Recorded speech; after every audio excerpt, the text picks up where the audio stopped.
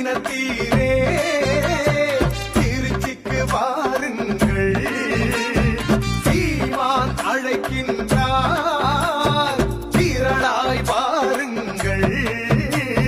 இது நம் இனத்தின் திருவிழா, எல்லோரும் கூடுவோம். தமிழ் பேரினப் பெருவிழா, வென்று வாகை சூடுவோம்.